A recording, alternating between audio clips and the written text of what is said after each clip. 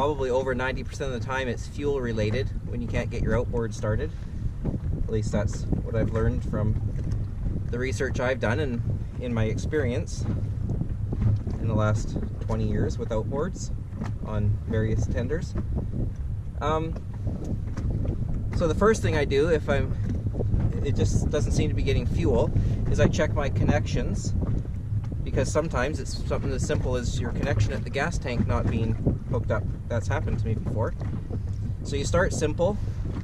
I check there and I check the connection at the engine itself.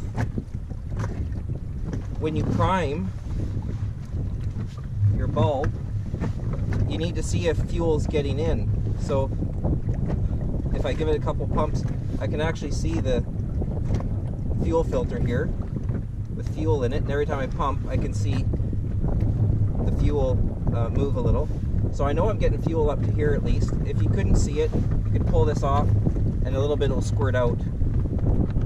So I know the fuel's coming from the tank to here at least, because sometimes you could have a blockage in your hose. It could be something like that. So like I say, I can already see that it's in the fuel filter. So I wouldn't suspect that there's any blockage of fuel, and it just won't start. I've primed it, I've got my vent open, I've got the kill switch in, and choke on. I know this motor pretty well. I've had it a long time and it shouldn't be doing that. It should fire up. So there's something going on. The next thing I would check, well, it's probably the carburetor.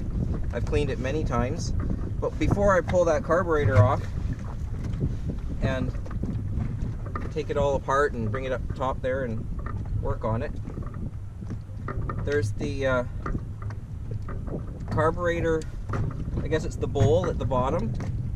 There's a little tiny drain plug here. If there's water in here, that's where the water will go, or there will be water in there. So get a rag that you can throw out, or in this case I got a paper towel. And I'm just gonna loosen this. I haven't cleaned the carb for a while, so it may be that it needs to be cleaned. There's a little jet, like, I'll show you, if I have to clean it, I'll show you what I do. But you take this out carefully, and then the fuel will come out. So there's fuel coming all the way to the carburetor, I know that. Now, so I've let it come out a little. If there's any water in there, hopefully that came out as well. Tighten that up. But it may be that little, there's some really super tiny holes, very fine little holes. And what I use to clear those holes, and that does the fuel air mixture, I guess, I just use little bristles off my soft brush that I scrub the boat with. I just pull a bristle off. It's about the only thing I can fit through that hole. And if that's plugged, then I'm going to need to pull this apart and clean it. And it doesn't take too long, but I'll see if it starts now that I've given it a little drain to see if anything's in the bowl. So again, I'm just going simplest to hardest fix. And if this doesn't work, then I'm going to pull the carb off and I'll bring it up top and work on it. I'll clean it and clear those little air holes for the, I guess it's the jets. I'm not sure what it's called, but I'm not an expert at this. So disclaimer. Oh, there we go. So now I got it running. And that might have just been it. So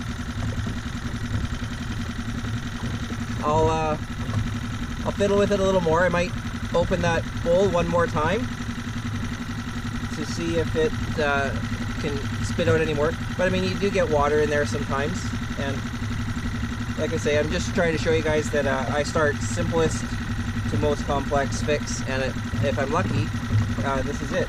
What I'll do is, once I've emptied it out one more time, I'll run upwind with it, with the dinghy. That way if it stalls, I'm going to be not fighting the wind as I row back. And if it sounds okay, then I'll probably feel comfortable with it. But what I'm probably going to do is bring all my tools with me if I venture too far, because I can clean the carburetor anywhere, and that way I can get back easier. So yeah, well anyways, funny I was talking about that earlier and it seems to be okay. Give it one more try. Yeah, that might have been it. So like I say, I'll clean it one more time, or empty it one more time, and then I think that's fixed.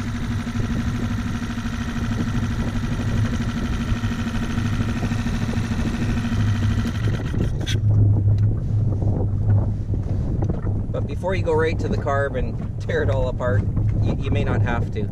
If you want to cruise and you want to be a liveaboard,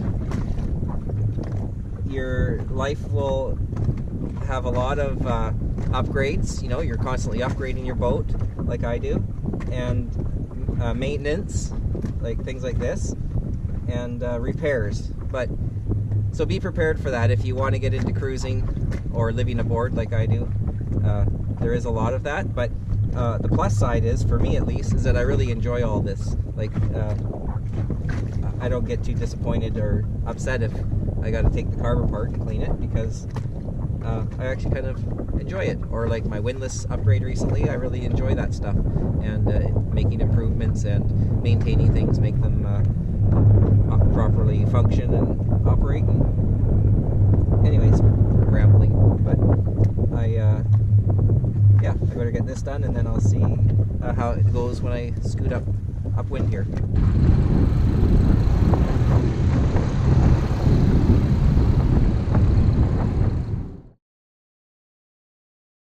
Wind southwest 10, combined seas 1.6 meters, pressure 1016.9 and falling. Well, good morning. It's day 2, and it's pretty cloudy. It's been raining a bit off and on again, and pretty windy in here still. The anchor is holding really well. We're down to about 39 feet. Last night we were up to about 53 feet at the peak of the high tide. But there's a real strong wind coming off the shore there from the Hecate Strait direction. And it's supposed to increase not tomorrow, but tomorrow evening. So what I might do is, the tide is really low right now, lower than when I got here, because I got here yesterday at 12:30 p.m. approximately, and right now it's about 10:30. I woke up at 6 o'clock this morning. It was blowing really hard already. Usually it's calm in the morning, unless there's a system in at the time, so that's why it was so windy. Probably all night like that, but no issues at anchor here. But I've got to go through that super narrow spot again, and I only had about 10 feet of water, so it's probably less right now, because when I got here yesterday it was about 40 feet, and right now I'm in 39, so maybe 9 feet of water there. And it's not quite low tide yet even. It's going to go down for another hour, I think, and then it's low tide.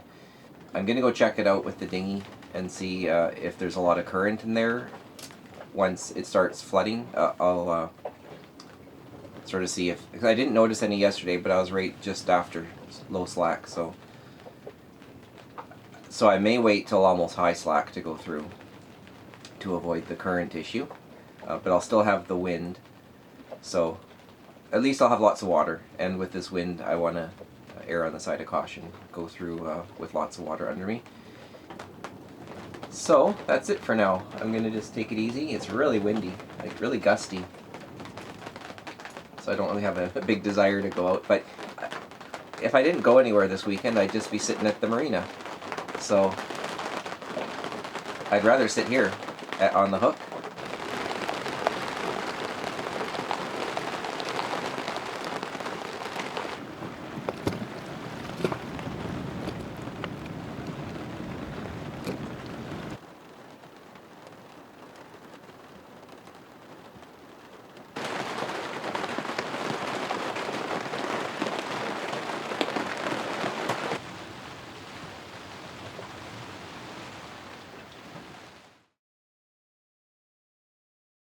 Well, it's been about an hour or so, and I don't think this weather's going to change, so I may just end up going out anyways to check out that narrow pass before it starts filling in, because this is about the time, well, still a little bit early, but getting pretty close to the time that I passed through yesterday, so pretty low water.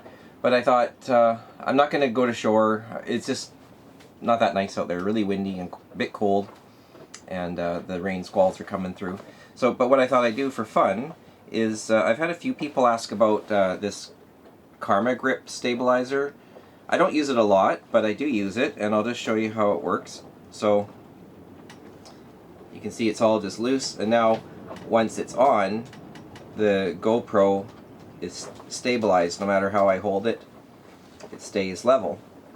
And it's really good for walking or riding a bike or skiing. You can have it on attachments, and it'll always have a smooth transition or stabilize it. I've used it in the dinghy before, just for fun and just to see how the video footage looks, but I don't think I've ever posted any. So when you see GoPro footage, I'm usually just holding this like this.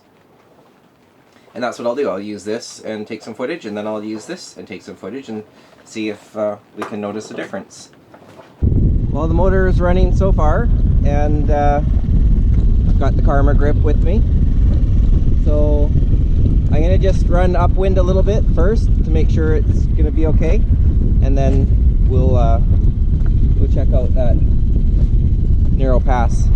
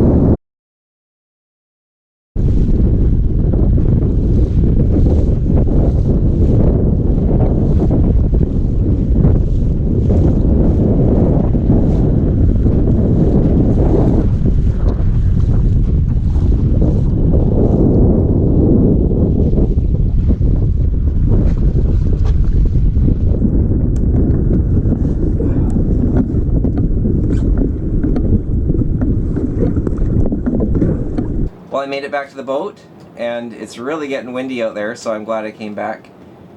I'm not sure if you can hear it, but it's just howling now. Hopefully that footage turned out, and there's a difference between just holding this by hand and putting this in the Karma Grip. I did see a really nice sandy beach around the corner. If the wind dies off, I'll go check it out. But it's so windy, it's not that comfortable out there. But I see some sunshine. It's actually clearing up a little, but there are dark clouds. I think it's just a mixed bag today. So I'm just going to relax a bit, and I'll check my depth again. We were at 39.5 feet, I think it was earlier. It's only about an hour later, if that, not even, since I last checked. Maybe 45 minutes. Oh, we're almost at 41 feet now. So 41. 41.1. Okay, so it's starting to rise.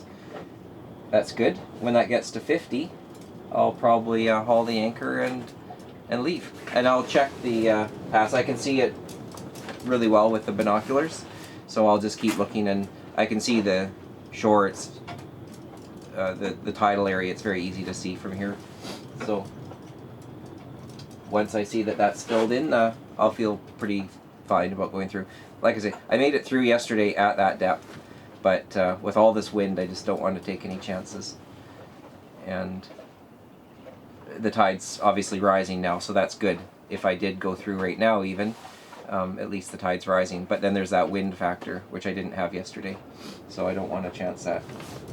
41.5, so it's not rising, that I'm just swinging a little bit probably, so are getting stretched out with all these wind gusts.